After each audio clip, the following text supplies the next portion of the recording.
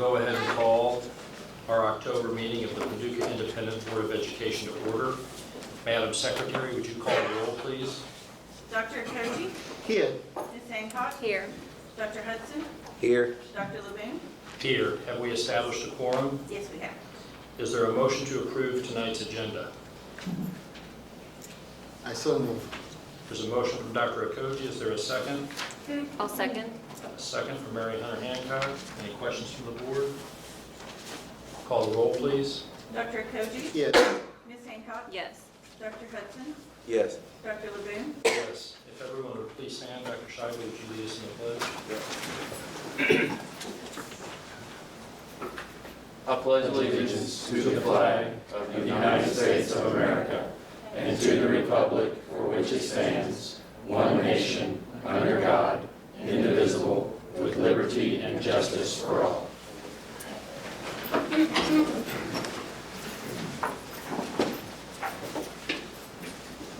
Item 3. Thank you. Item 3.1, our agenda is a representative, Don Mitchell, from the McCracken County Career Endowment Organization. Mr. Mitchell, would you like to come forward? I believe you have some special recognition. Yeah, this would be perfect right now. I think you probably have a number of guests with you tonight. Yeah. The little button on there and it'll unmute your microphone. That one if you want, or the one on the phone. There you go. My name is Don Mitchell. I'm with the Executive Director of McCracken County Commission Career Endowment. We are here tonight, this is Charles Hamlin, the President of our endowment, to give some bonuses to newly hired African-American certified teachers, counselors, or administrators in this district. We have been doing this program specifically since 2010, and until this year, we had given a total of 13 out total. This year, we have 13 names between the two districts. Most of them, all of them but one, is from this district, and a lot of those are working on their full certification. But this is a bonus. We don't do anything with the hiring process. We don't get involved with any of that.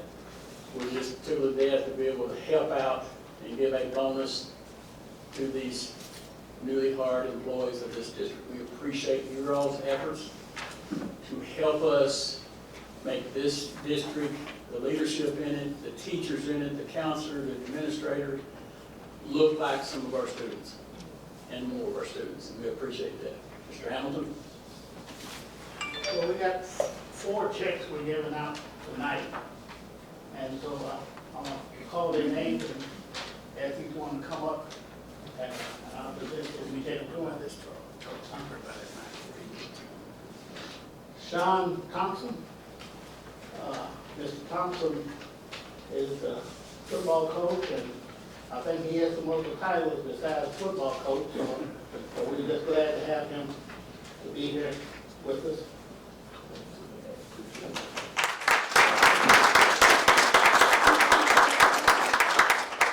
We got D. Kenny. Ms. Kenny is the principal and athletic director, and we I hear he's got so many degrees and accolades that we're just glad to have him here in town.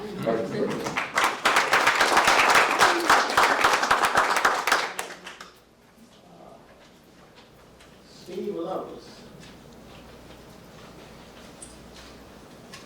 Mr. Lovelace American graduated Kentucky job fair.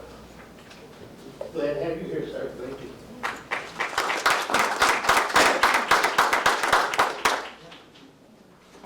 Dico Ross, principal of the Paducah Middle School.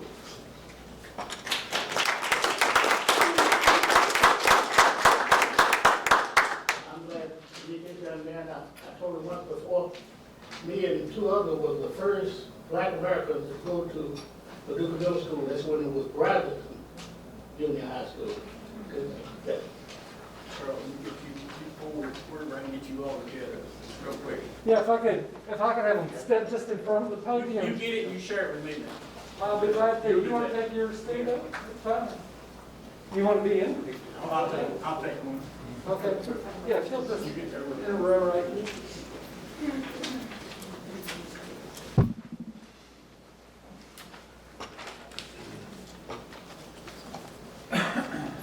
I'm taking it with a cell camera. They're taking it with a big camera. Can we Do y'all want the turn that mask screen off? off temporarily? Is that going to mess anything up? Yep. I'm just going to turn the whole thing off. Okay, hold on just a second.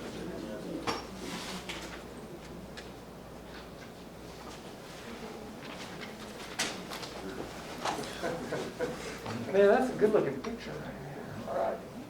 Here we go. Great. Stay right there.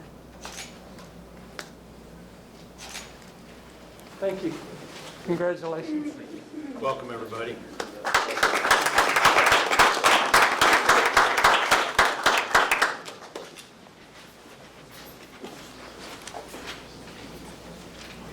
Thank you, Mr. Mitchell, Mr. Hamilton. I think there are a few other members from the McCracken County Career Endowment Board here tonight as well. I see Mr. Lonnie Crowdis, and I see Mr. P as well. I know Mr. Copeland was here earlier, so. Board members, MCC, raise your hand, please. so Big shout.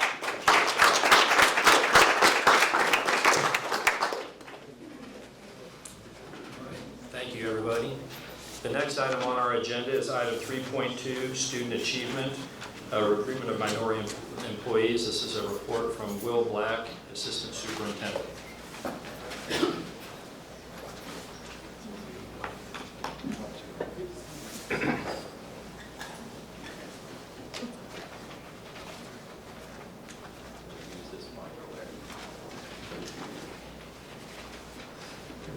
There we go. I actually am going to present my portion of the evening's event here on Dale's computer, because I actually want to show you all the school report card, and as we talk through it, our accountability data came out and was released right before fall break, and it usually happens right before fall break, so a lot of times people miss it in the news, but we felt it was important to share because, as you well know, COVID had a pretty big impact on our scores, but we still wanted to share that so that we could face those facts and that we could build from there. There are a couple of bright spots, but we still, there was significant, what we call now unfinished learning, what some people refer to as COVID learning loss. And that is, that was there. Of course, that was there across the state, and we'll show you that. To start with, I just want to show quickly that we ended up at the end of the year being able to test close to 95% of our population. That actually was surprising to me that we were able to get people to come in to take the test. That included many virtual students. We still did have a significant number who chose not to take it, but our percentage was much higher than, let's say, Jefferson County and some of the other big districts where it was a 75% participation rate. So a lot of kids did not test in those big, large cities. So what I want to do is just kind of show you, and I can give you, for the simplicity's sake here, it can be a lot of data. I'm going to show you some of the overall patterns and then just talk about the comparison. But before I do want to say that the reading test and the math test were new tests. So not only were we testing it in COVID, this was actually the first time that our kids had taken this test. It is based loosely on the same standards as the previous test, but it was a different format, different questions, or different types of questions, I should say. So it's a little bit difficult to compare year over year in reading and math, or, in 2020 we didn't take the test, but in 2019 we did. So I'm going to give you some general comparisons there, but just please take that with a grain of salt with reading and math, because math, reading and math were new tests. Science test was not new, and the writing test was not new, but all of the tests were actually abbreviated because of COVID. So normally there are 3 sections of the, 2 to 3 sections of each test that we take, and it's over course of a couple of days, but because of COVID, the state reduced that to 1 session per test. So it's about half as long as the normal test, and that obviously would have some impact on the score too. But that's the overview. But this is our reading, and you can see this is I went ahead and I wanted to show this to you. I could give you numbers, but it's easier in my point of view to view a graph than it is just raw numbers. It's easier to get a sense. And where we struggled the most is we had a pretty significant increase in the number of novices compared with previous years. In some cases, that number doubled. So in other words, more kids scoring novice and fewer kids scoring proficient distinguished. The percent proficient distinguished in reading dropped by about 20%. Based on, compared to 2019. Again, different tests, so we got to take that with a grain of salt, but we did see an increase in novices, and so did the state. In math, same story, where we struggled with apprentices and novices. And you can see science across the state, there's actually, quite a few apprentices. You can see there, that's this middle group. This is distinguished up here, proficient, and you can see in science, that's actually been a trend across the state. It was worse this year, but that's been a trend across the years. And then writing, and that's at the elementary level overall. And if we go back up, we can see another feature which is interesting this year is that middle school had their data suppressed. And what that means is for some reason, there is something in the data that could identify a child potentially, or that could identify a group of children. And when that happens, they sometimes suppress the data. So I wanted to go ahead and show it to you, but I can talk with board members privately about this and give you that data, the ones that have been suppressed. But I wanted to just explain that's why it's blank. So that happened in middle school across the board, except in writing, I believe. Yep. And actually, I meant to say that in writing, we actually improved in writing year over year at Paducah Middle School. And that is a testament to some hard work of teachers, and I want to give a special congratulations to Danette Humphrey, who really helped us. Sorry about that, I lost my page. Who helped us with that by sharing some innovative techniques there. Okay, there we go. And then high school, you can see very similar story, more novices than we've seen in the past.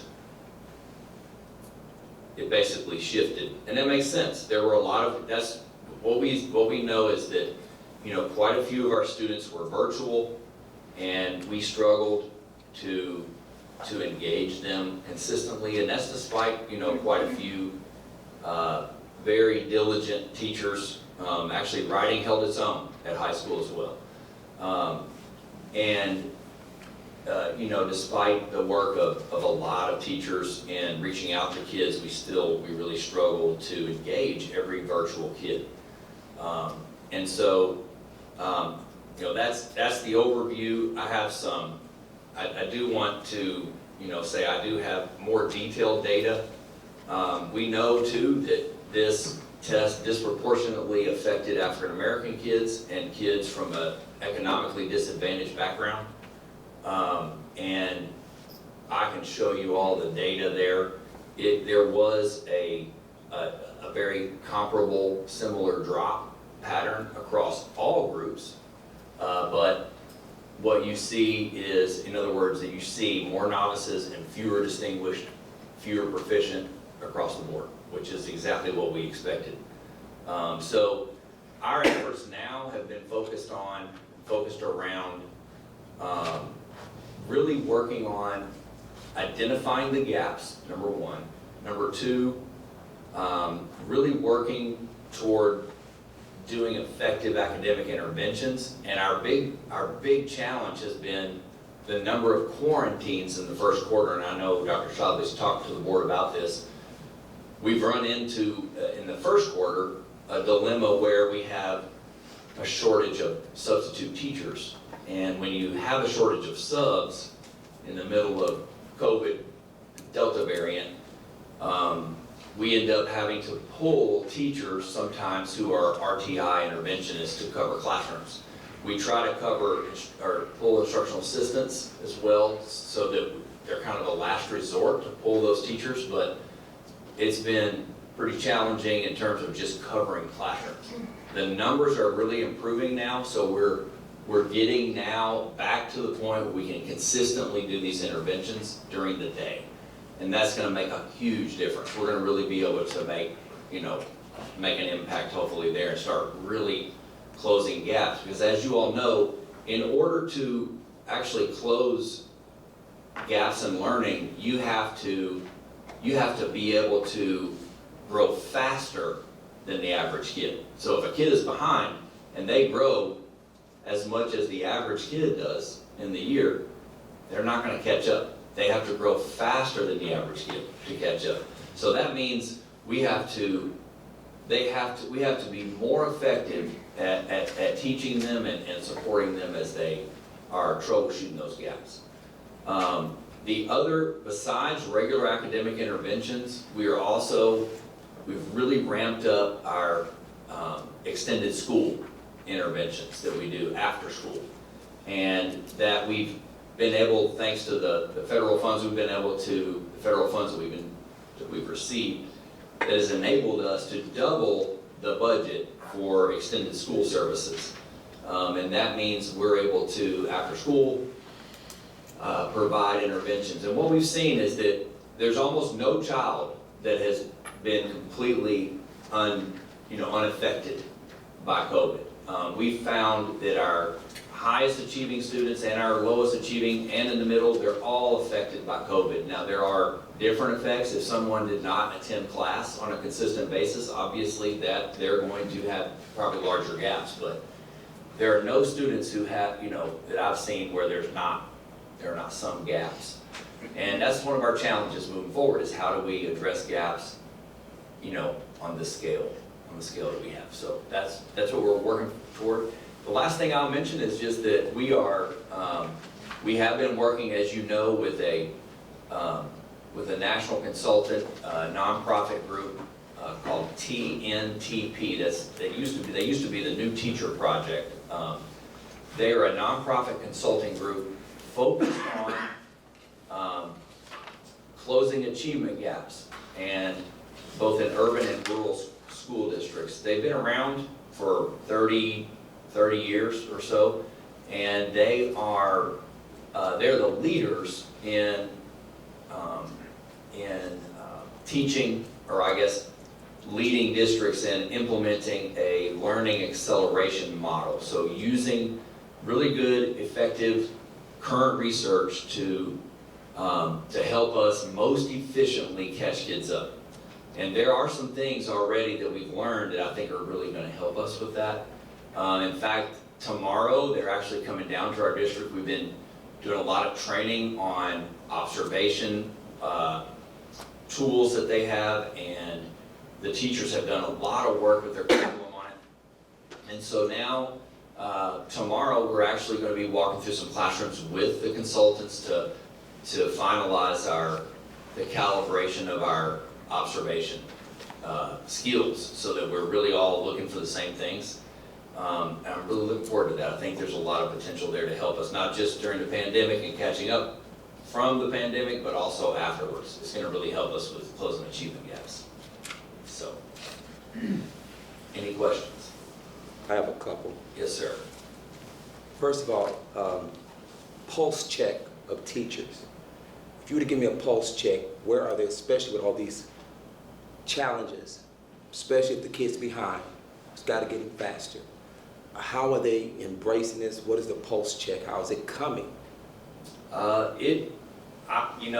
Teachers are definitely, I would say, overwhelmed with the number of quarantines that we had out of the gate. They were overwhelmed, I should say. There were, when staff and students are out, that puts a strain on the system in different ways that are sometimes unexpected. That has been a challenge. And I think, I think there's a lot of hope right now that we're kind of coming out of that.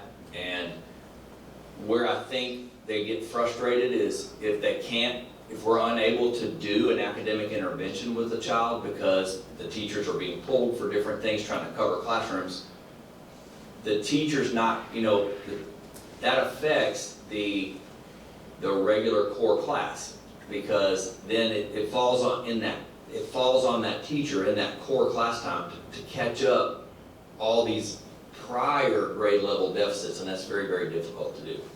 So, in terms of their buy-in and understanding of the learning acceleration process, we've had a good start, but because of the Delta variant rearing its head, we haven't fully implemented it because of what I just described. So I'm really hoping the next few weeks can help us, be able to get in classrooms and have conversations with teachers on, trying to really support them in solving problems. I mean, they're facing real deficits. It's just that, and they're doing a great job in my mind of, they're doing their best to solve those problems. We just need to give them the tools and the resources now that our numbers are going down to really do the interventions that are required. Okay, besides the distractions that the teachers have, such as quarantine and all that, and I know they're trying to implement the best practices, are teachers able to embrace those best practices, and are they driving instruction or what? Well, we're off to a start. I mean, we've learned some of these best practices just in August, for the teachers. So it is going to be a process, a learning process for them. One of the main tenets of this is that we teach kids at grade level in the core as much as possible without going back to prerequisites too much. And that can be hard if there are significant gaps. It can be hard for a teacher to, I'll put it this way, it takes some very strategic thinking to figure out which prerequisites need to be taught, okay, in order to understand the current grade level skill, and which ones maybe don't need to be taught, or could be, which ones can be prioritized over others. That's a pretty challenging process. And so we gave them a lot of time in the beginning to prepare for that, but even with all that time, this will be a learning process. And then beyond that, it's even learning, continuing to support them, especially newer teachers, with effective strategies for, engagement of students. So this is going to be a 2 to 3 year process in terms of really trying to address all the gaps. Any other questions? Are there other questions from the board? I'd like to say this. My heart goes out to the teachers, because this is probably, I think, as far as education, it's probably been the most devastating thing that they've had to tumble through. And so I'm always concerned about how they're navigating through all of this, with every kind of distraction, the gaps, or how they're handling, how they're managing. And that to me is important. I really appreciate that, and I think it's important for us to remember that, teachers have given some very intense and consistent service to our community through, for over a year now. It's been a true marathon for them, emotionally, and just in terms of time, staying up late, trying to answer questions online. That's really challenging, when you've worked a full day and kids are messaging you all through the pandemic, trying to get their questions answered. You know, our teachers really worked hard, and I really, I want to commend them on that. They truly held it together. This could have been worse, and it's because of their efforts that we are where we are. So I think the community, you know, I just would encourage the community to support our teachers, because now they begin the long climb, you know, toward reaching our goals, which is to get back to where we were and actually to surpass our previous records here. And that's what we're dedicated to doing. Other questions? Well, I'm not sure if I heard you right on the African American performance in this assessment. Yes, I can absolutely, let's go. And thank you for asking that question. This report card is interactive, where you can select a subgroup and see how that subgroup compares to the state. And we have, you know, we have quite a few subgroups, but we absolutely, and I would love to sit down with the board and actually go through this with you. Oh, sorry, I'm clicking on it. Oh, no wonder, sorry, clicking on the wrong thing. Yeah, and that one's been suppressed. Oh no, that's high school. Let me go back to elementary.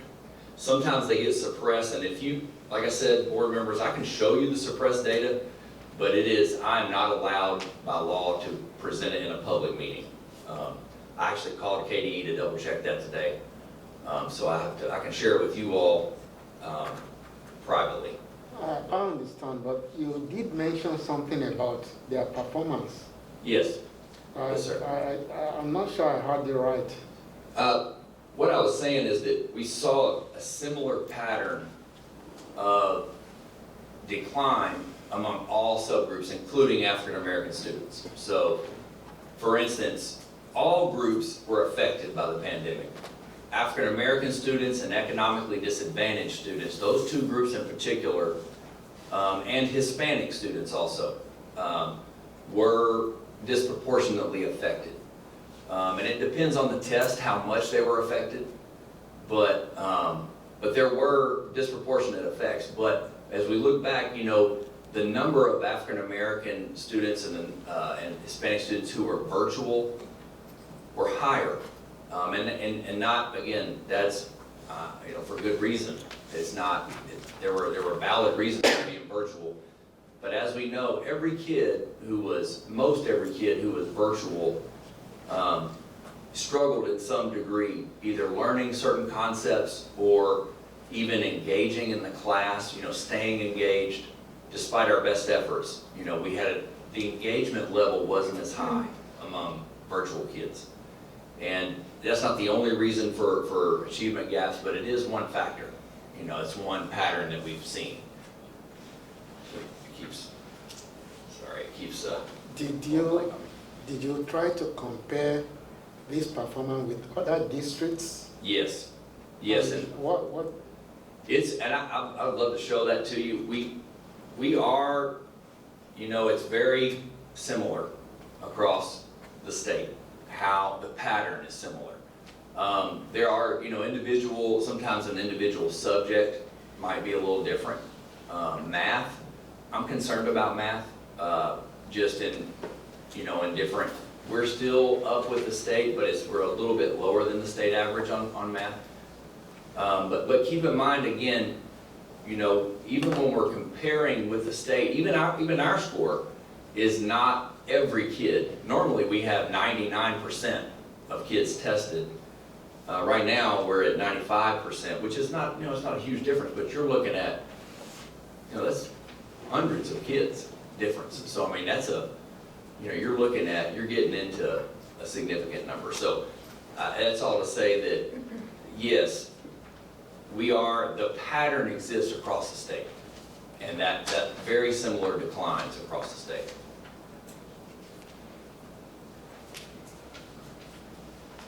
And I will say this about math. We are focused in particular around math because it, of all the subjects, was reading was affected, but it wasn't affected quite as badly as math.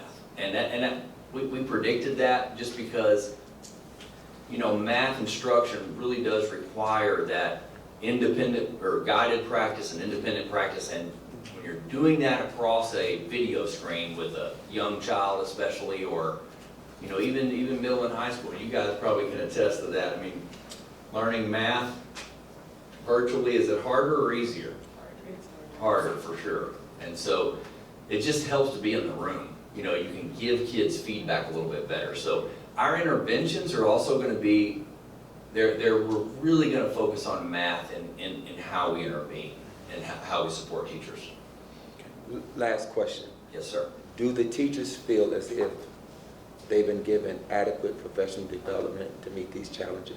I would say, I don't think they've been given adequate professional development yet, meaning that that's an ongoing process.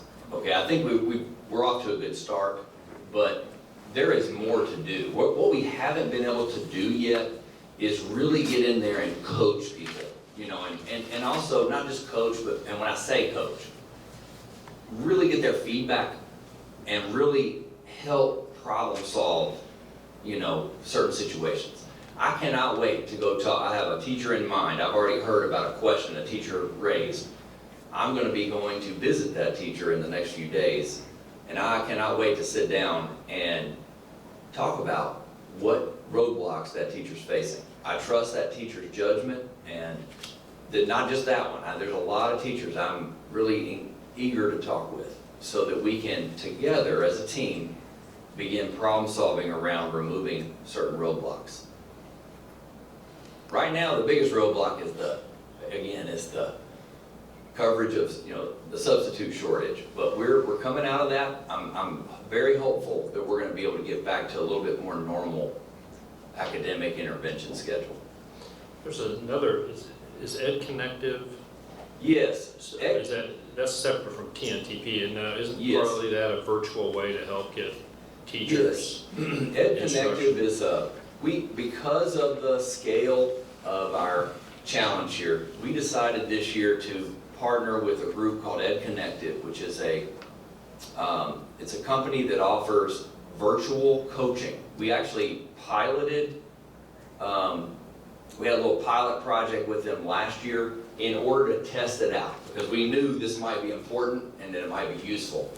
We actually had teachers of different skill levels volunteer to be coached by these virtual coaches. And what they do, they live all across the country, but the teacher puts a camera in the back of their room on a tripod, and using a secure website is able to upload videos of them teaching so that the coach can actually give them feedback. And what we found last year was that it was extremely helpful to teachers. The feedback from the pilot teachers was very positive. They found it helpful. They found that they were able to set a goal with that coach, and then, you know, really the coach was able to really help them reach the goal in measurable ways. And because of that, what we decided to do, other districts are doing this as well, we partnered with them to help our new teachers, the teachers who are either new to a position or new to our district. Okay, so what that means is if you're brand new to teaching, you know, every new teacher needs some sort of support. Even if they're a natural, effective teacher, even that teacher can use a little bit of coaching to perhaps become even great as a first-year teacher. And what we've done is we've partnered with them so that they can receive 12 weeks of virtual coaching. It's confidential. We get input on some of the goals and things like that, but the new teacher's able to have a confidential relationship with an effective coach who helps them develop. And for a new teacher, it's helpful. For us, it's helpful because we can focus a little bit more on these systemic issues and rolling out the learning acceleration model. And I will add, Ed Connective did a great job. They actually attended all the professional development for the TNTP process so that they would know, so that we would be aligned in our coaching. So they're aware of the learning acceleration model that we're using, and they're helping our new teachers already with that.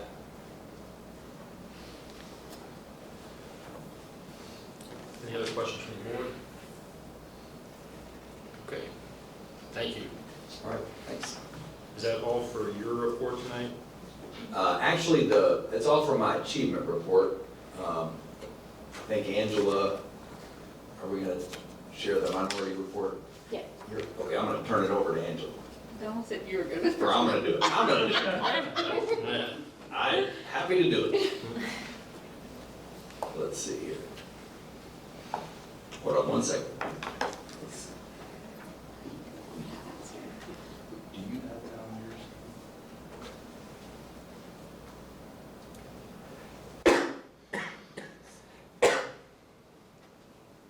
Should I move on to the attendance report first? If you don't, No, if you don't mind, I yeah. just need to pull it up. Yeah, Pull absolutely. that. So we'll just skip ahead here just for a second. We'll move on to item 3.3, attendance report. Troy Brock, Director of Pupil Personnel. Good evening. Good evening. I'll be the entertainment in between the two shows to segue into the next part. I'll be reporting to you, and this is under separate cover, the attendance report for month 2, including September 3rd and ending through September 30th, which includes 18 instructional days. This is kind of like, I would say, our first full month of attendance that we were able to get in. Last month, if you recall, we only had 12 days of instruction because of the number of professional development days we had built into the beginning of our calendar. So this is kind of our first full month, and what you can see across the board is when we look at the percent attendance, what you may notice pattern-wise is across the board about a 1 to 1.5% attendance percent decrease. And yes, we can attribute a lot of that to COVID, to a lot of the quarantines due to positives or to exposures. And so as we see the decline in the positivity rate, we can anticipate that these numbers also will go up, as well as our interventions that we're going to be providing as well during that time frame to also bring this attendance back up to where we normally have it, around the 96% area. But I do want to give recognition, regardless, to our highest percent attendance at 95.43% is Clark Elementary School. So Mr. Dietrich, great job over there at Clark for you and your staff. Secondly, right behind him at 94.23% is Morgan Elementary. So Dr. Fensky and his crew are doing a fantastic job as well. And then also in the 94% range is Paducah Middle School. So Mr. Ross, great job. So hanging in there, and you guys are, I'd say the 95, 94, that's where the gauntlet has been thrown down. McNabb at 93.97%, Tillman at 91.06%, and Choices at 79.11%. For the month, as a district, we had 93.33% attendance. Obviously, that is lower than what we're traditionally used to, accustomed to, more around 95 to 96% this time of the year. And then cumulatively, including month 1 and 2 together, at 94.12%. I don't really want to dwell on ADA numbers or ADM numbers, just because we did have to give our intent to KDE. What we plan to do for the 22-23 fiscal or school year is we're going to be using the 18-19 SAR data from that year. So this year's data in terms of ADA, ADM really does not apply into our funding for next year. However, attendance does matter. And that obviously leads into, in what Mr. Black is saying, and if they're not there first and foremost, they're not learning. But I do want to point out our enrollment. Our enrollment right now is at 2913, which is down 84 students from where we were this time last year. Some highlights I want to point out, though, is that like at Choices, they're down 47 students from this time last year. So the students are staying in the schools, and we're dealing with a lot more discipline in-house than using alternative matters to rectify those discipline issues. And then at the high school, overall enrollment is up 28, which is great news, great numbers. We got a big freshman class coming in there. So I won't overlay the information any more than that, but to say if you have any questions about the enrollment or the attendance related to this month's report, I'll be glad to answer anything you might have. I have a question. Yes, sir. And normally I don't ask any questions regarding this. But I've been on the board now over 4 years, Yes, sir. and I always watch when you give your report, basically, and nothing negative, that Clark School generally gets this majority of the time. Right. How can we restructure this? Where we set a bar for every school to be rewarded versus just one school? Right. Because I know if I went to Morgan School, for instance, and I keep hearing the other school, we never get it, or I would be feeling pretty badly. And I'm just wondering, how can we look at this differently where everybody has a win-win? But that's just food for thought. Absolutely, appreciate that. Other questions or comments from the board or student board members? All right. Thank you. Next item is Will Black. Are you ready to go? So we'll move back to recruitment of minority employees report, item 3.2, Will Black.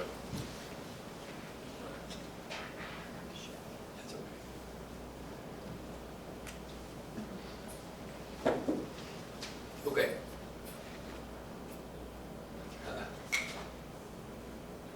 Get back on the microphone here. Here we go. All right, thanks for your patience. So we are excited to share some data regarding recruitment of minority teachers this year.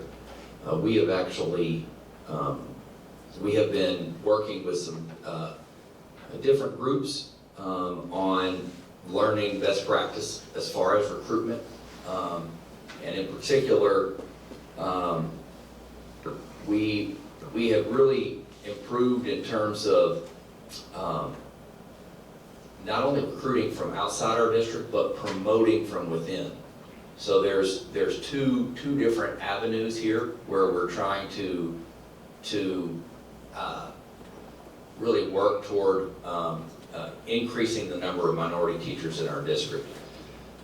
First, I want to share, I'm actually going to go back and forth a little bit here, but this is our certified employees, both by underrepresented group or minority and by white. And so you can see by school, these are the percentages. I want to call your attention here to the 14%, which by no means is, you know, where we want to be, but it is actually an all-time best for the district. We've never had 14% of our staff as underrepresented or minority teachers. For classified, we're at about 37% classified staff, and for all employees, 24%. And so this is kind of hard to read, but it goes back all the way to 1999.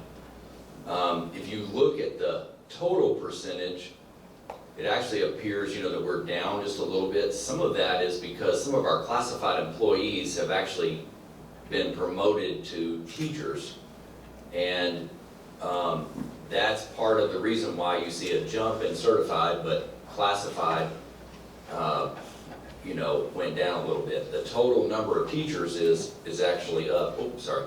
We also have a few more employees. We've added some positions in this year, as you can see here at the bottom. So some of that is the denominator. The number of minority employees, you can see, went from 117 to 115. But I want to draw your attention here to one more chart, and that is the last 10 years of minority certified percentage right here. And so these are all certified teachers here. And you can see not only are we at the highest percentage, but we're actually at the highest total number that we've had as well. And so we're excited about that. We've actually engaged with, this year we engaged with the Chief Equity Officer of, at Kentucky Department of Education. His name is Thomas Woods Tucker. He recommended that we work with a group. It's a consulting group helping us on that. We've also, you know, like I said, there's been a number of employees, we've been working toward this for the last few years. There's a number of employees who have expressed an interest in being a teacher, and we are developing ways to support them. For instance, figuring out ways around the student teaching hurdle. For people, that becomes a kind of a big hurdle. If you're working and you have a family, you're working as an instructional assistant, you know, it's very difficult to go the traditional route, basically quit your job, go and student teach. So we've worked around that. You guys have changed our policies to accommodate someone, allowing them to leave and student teach should they choose to do so, and then have their job waiting for them when they're done. We've also found other ways so that they can skip student teaching altogether and use an alternate certification program to help them start. Just as soon as they finish classes, they can basically get a job as a fully certified teacher, and that can take the place of the student teaching. We've also, another thing we've done is brought people from other, and this is the last thing I'll say, is we've brought people from other industries or other, they may have been a professional in another industry or another area, and they are interested in moving to K-12 education. So with the help of the state, because the state is also constantly helping us find new ways, there are new avenues to become a teacher, and with the help of Dr. Walker at Murray, Cindy Thresher at Murray, and the Education Professional Standards Board, we're able to find ways that work to allow someone to start teaching. And we actually met with, Donald and I met with the McCracken County Career Endowment on this, just trying to share and brainstorm with them on, how can we effectively, reward teachers when they come in as an alt-cert person. So the last thing I'll say is we have a team of teachers and administrators led by Teresa Spann. Teresa has really done a great job leading that, as well as Shonda Burris and other teachers as well. And they're a team of, they're basically a recruitment and retention team for our district. And so the plan this year is to do more outreach directly to HBCUs, and to network. I think our biggest challenge is we really are interested in networking with people either before they leave high school, okay, through either a dual credit program or just getting to know them. For instance, we networked with somebody who was interested in teaching before she even graduated.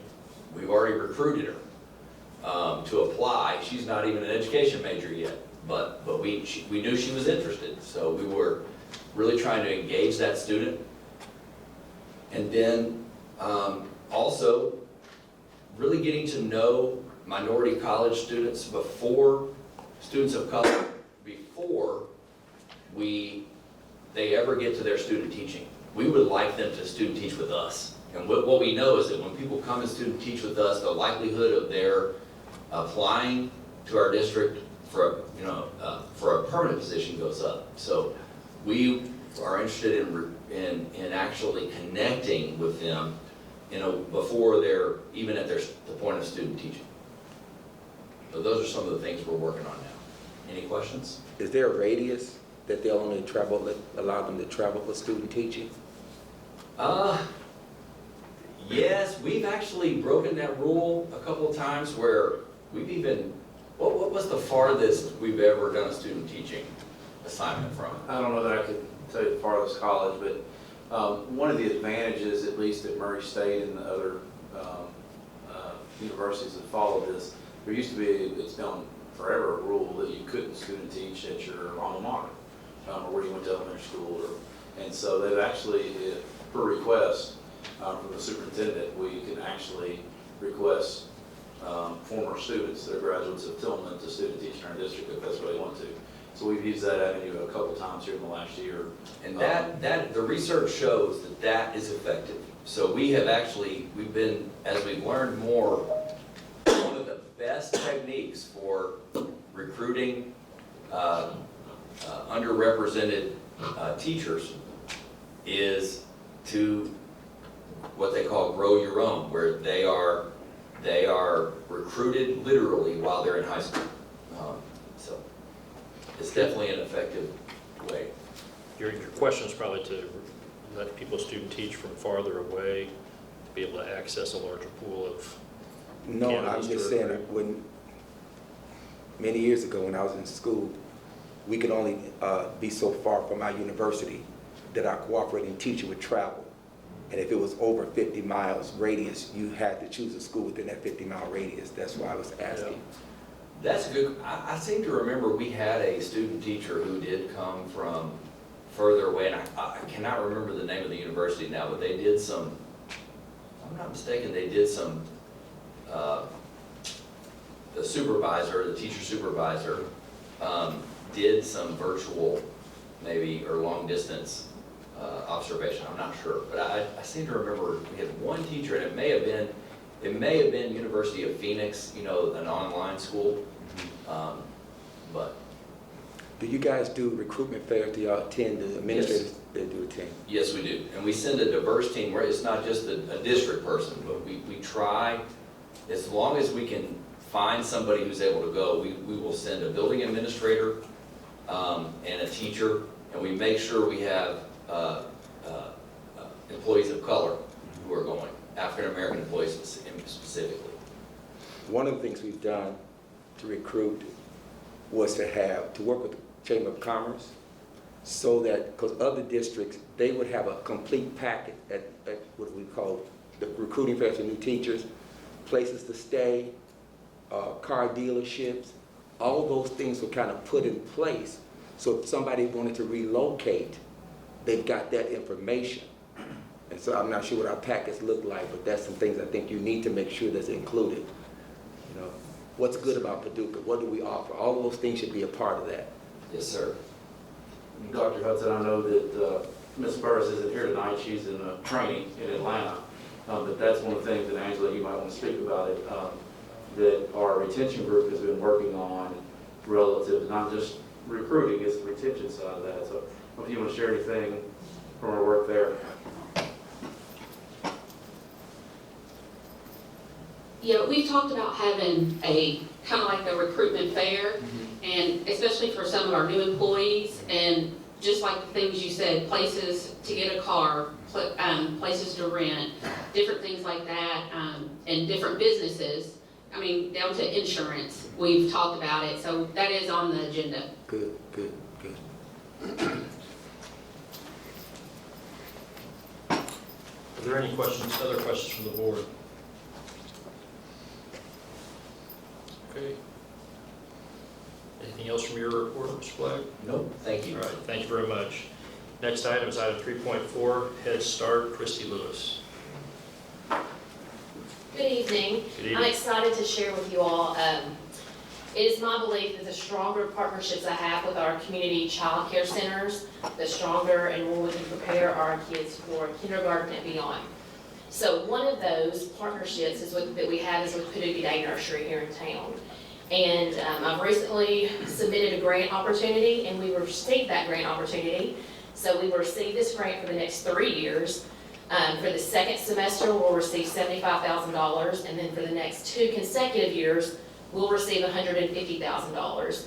We had to partner with a child care center in our area that's a 3-star or above, and our focus is social-emotional wellness, providing full-day services to children so that it's kind of what we call wraparound care.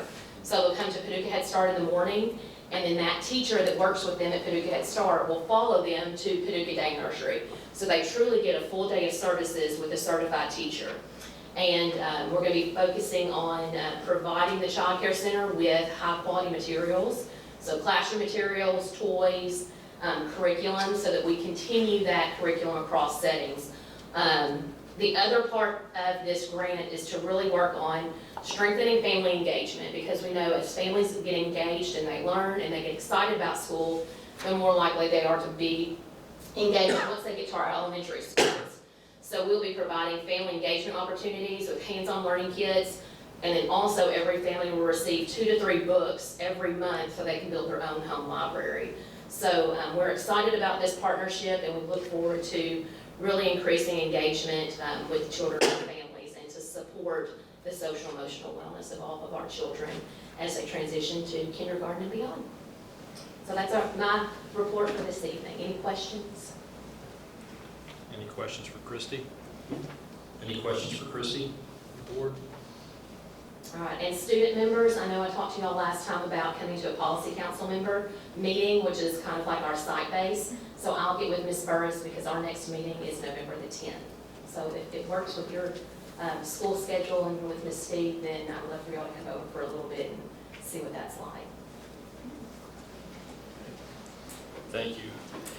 The next item on our agenda is hearing from individuals or groups. I'm just going to read our approach to this. If you wish to speak, please sign in prior to the start of the meeting.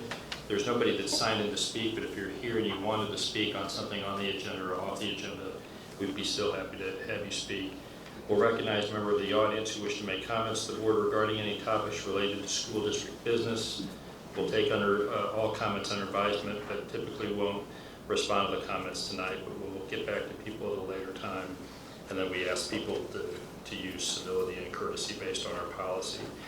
So I'm going to go ahead and take items 4.1 and 4.2 together. Are there any individuals here tonight who would like to make comments regarding items which are on our agenda? Or are there any individuals here tonight who would like to make comments that are not included on tonight's agenda?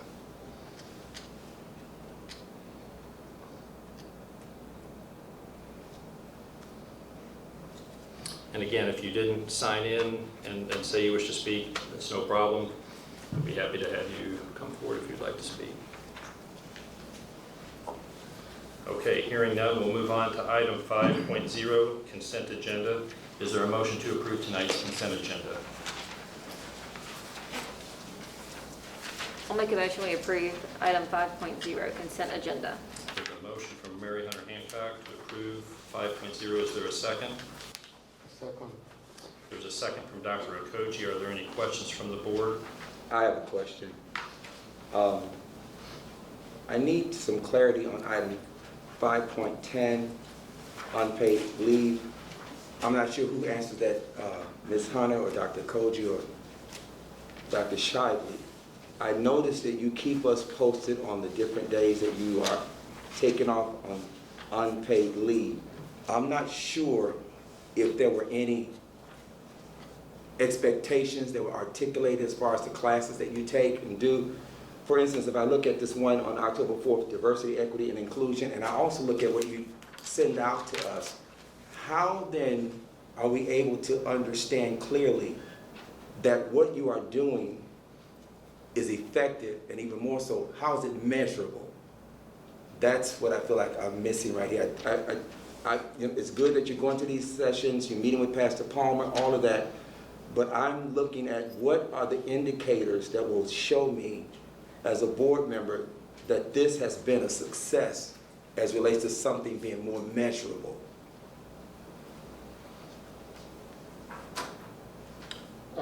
Since you mentioned my name, I don't think I'll be able to answer that question. What about Mary Wudu? Maybe the superintendent will be able to tell you. I'm sorry. I heard you mentioned my name. Yes, I know that you guys work with him to pick out the days that he would have unpaid leave. Yes. Was there something that you had in mind as it relates to how you would measure or assess these meetings and to look at are they working? Because the key was to have growth. Right. I leave that answer to Dr. Shively. She will be able to tell the board. Sure, but the way we set that up, we looked at the evaluation instrument for superintendents, and one that's approved by the Board of Education. Most of that was outlined in culture. I think relative to us looking through it one time, I presented here's kind of what I think connects to that, and then from information from Dr. Okoji and Ms. Hancock, we adjusted that some, and so that rubric that you look through on my evaluation piece it completely matches that, which is board approved. And so that was in your board packet relative to the update from me from this on Friday last week. Now, it's very specific, there should have been. This weekly report, So you want this weekly report that you send out? there like should this. be, there was additional information with all the specific dates. Yeah. Yes, sir. Yeah. If you look at the first page of that, that would have. I got it, I went through that, and again, I'm still struggling with, is this a checklist, or is there a way of measuring? You understand what I'm saying? Yeah. It's, I went through all of this again and highlighted everything, but I'm saying, okay, how then do we measure this versus a checklist? Because I think the ultimate goal was not to be a checklist, but ultimately to show growth, your growth, and to see where we can say, okay, here is something that we can even present to the community. Here is a measurable goal. We can say that, and that's important to me. Yes, sir. Dr. Koji and I have talked about this actually over the last week, I guess, because there is a fine line of some of the things we approve and don't approve, and we want to make sure, we're in the spirit of why the hours were put in place or the days. But I think we're also at a good halfway point as to how much unpaid leave has been taken for us to go through, and I kind of did that yesterday as to like what's been completed versus what we set aside for our standards to kind of judge by. But it's something we definitely need to loop back as a group and discuss and steer him in the right direction as to what we think some different things that need to be improved upon, I think. But I think that needs to be a discussion, not just with Dr. Koji and I, but with everybody, if that makes sense. I think I understand what you're asking for, Dr. Hutton. Dr. Shiley, you do as well, it sounds like. So I think we need to talk and figure out some ways we can measure the progress, not just on what's been accomplished or what's been done at this point, but also assess and measure growth and give you feedback on that also. Are there other questions or comments from the board regarding the consent agenda, or more comments specifically about 5.10? So, question is, where are we with 510? So we can vote. I think we're at a point that we need to talk as a group and as a board about how to do what you're asking more, is measure the growth and the progress on that. I think I'm taking this as a report of what's been done so far, but not necessarily a measurement of where we have moved from the past. That's how I'm looking at it anyway. Do we need to get more specific about the measurements of growth and progress? That this is more of a report at this point, or more of an update on where we stand. And so you're What's been saying done. a report of measurable goals will be forthcoming. That's what you're saying. I think we need to work that out as a group together. I agree.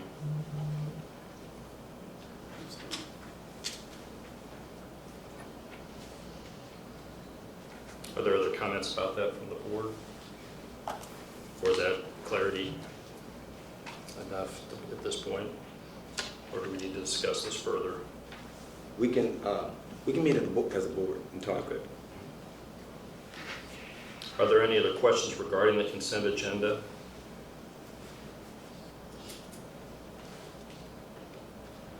Call the roll, please. Dr. Koji? Yes. Ms. Hancock? Yes. Dr. Hudson? Yes, Dr. with understanding that we will have further conversation. Sure. Okay. Yes. Or, Got it. I guess I said yes before you called my name, so. I got you. All right, item 6.1, PTHS soccer program stipends. The superintendent recommends that the Paducah Board of Education approve the use of $4,000 in private donations for the 2021-2022 school year to the Paducah Public Schools Foundation to be used for additional $1,000 coaching stipends for the Paducah Tillman girls and boys varsity soccer coaches. Is there a motion to approve item 6.1? I so moved. Is there a second? I'll second. There's a motion and a second regarding item 6.1 PTHS soccer program stipends. Are there any questions from the board? Call the roll, please. Dr. Koji? Yes. Ms. Hancock? Yes. Dr. Hudson? Yes. Dr. LeBoon? Yes. Item 6.2, Paducah Head Start Project, BG 20-236. The superintendent recommends that the Paducah Board of Education approve the design development documents for the construction of the new Paducah Head Start on Otis Denning Drive, subject to the approval of the Kentucky Department of Education, District Facilities Branch, per the provisions of 702 KRS 4:160. This includes the BG2 outline specifications and the BG3 statement of probable cost as part of the package. Is there a motion to approve the Paducah Head Start Project BG 20-236? I make a motion to approve item 6.2, Paducah Head Start Project. There's a motion from Dr. Hudson to approve item 6.2. There's a second from Dr. Okoji. And I believe we have Matt Gum, who is our construction manager, and also Eric Steva from JRA Architects available, in addition to Dr. Shively, if there are any questions from the board.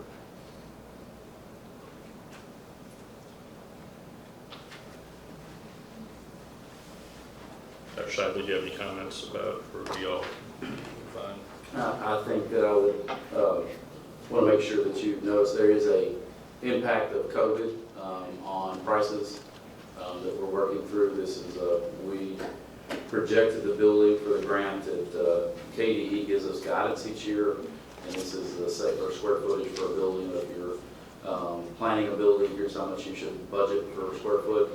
And so in this, we saw a significant increase in FY19 when we requested the grant. It was at $243.24 per square foot, and that's jumped to about $313 per square foot. So we're in a situation where our grant does not at the moment cover the project, and we've been working on multiple ways in the future to present you on the best way to ensure that we have that facility built with the vision that we have for that. So we have the means to do that. There's just a couple of different ways to do that. But we have seen a significant increase in materials and cost and labor that we didn't anticipate with the pandemic and I think some trade war issues that have not only impacted this building in the middle of it, but now you see the design versus a projected cost for a grant versus actual cost. Eric Steva from JR Architects, we found a couple ways already to value engineer some pieces, so we're still working on that. So this is just a tentative phase one. Bidding is out, or will be out hopefully advertised this Thursday. Bids will come in the month. That's just demolition, the building pad, and then taking care of the utilities. And then we anticipate a second big package, which is what you would approve here to go forward with sometime in the middle of January. So we have a couple more months here to narrow that down, get an exact number of what we expect and how we fund that, whether it's through some additional grants. Ms. Lewis and Ms. Copeland and I worked on Friday with some possibilities of some private funding or some bonding capacity for the district. So we're working on that. All righty. Are there any questions from the board or for our consultants that are here as well? Call the roll, please. Dr. Koji? Yes. Ms. Hancock? Yes. Dr. Hudson? Yes. Dr. LeBoon? Yes.